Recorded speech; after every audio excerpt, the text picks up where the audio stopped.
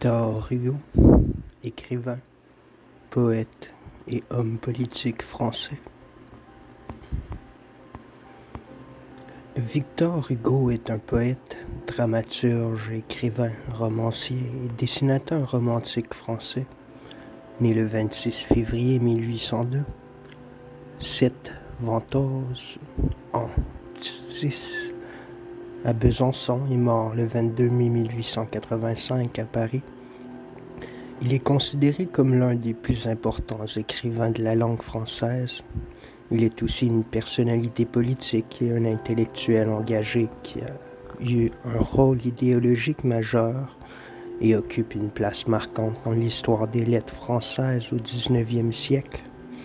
Au théâtre, Victor Hugo s'est imposé comme un des chefs de file du romantisme français en présentant sa conception du drame romantique dans les préfaces qui introduisent Cromwell en 1827, puis Hernani en 1830, qui sont de véritables manifestes, puis par ses autres œuvres dramatiques, en particulier Lucrèce Borgia en 1833 et Ruy Blas en 1838.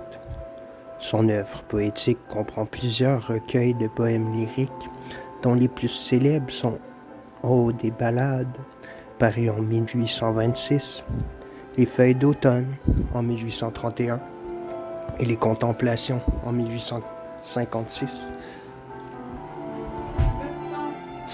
Victor Hugo est aussi un poète engagé contre Napoléon III dans Les Châtiments, paru en 1853, et un poète épique dans La Légende des siècles, publié de 1859 à 1883.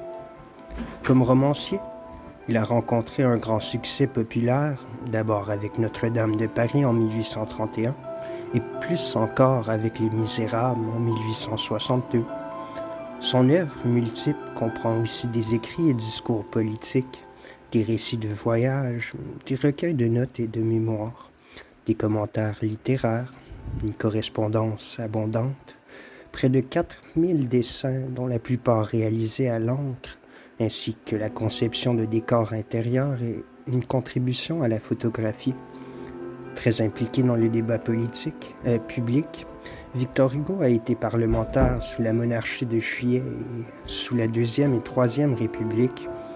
Il s'est exilé pendant près de 20 ans à Jersey et Guernesey, sous le Second Empire, dont il a été l'un des grands opposants. Attaché à la paix et à la liberté et sensible à la misère humaine, il s'est exprimé en faveur de nombreuses avancées sociales, s'est opposé à la peine de mort et a soutenu l'idée d'une Europe unifiée.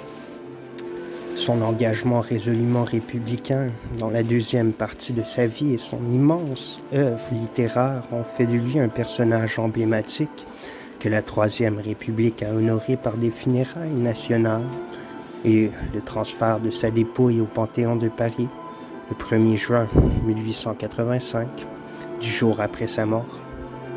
Ayant fortement contribué au renouvellement de la poésie et du théâtre et ayant marqué son époque par ses prises de position politiques et sociales, Victor Hugo est encore célébré aujourd'hui, en France et à l'étranger, comme un personnage illustre, dont la vie et l'œuvre ont fait l'objet de multiples commentaires et hommages.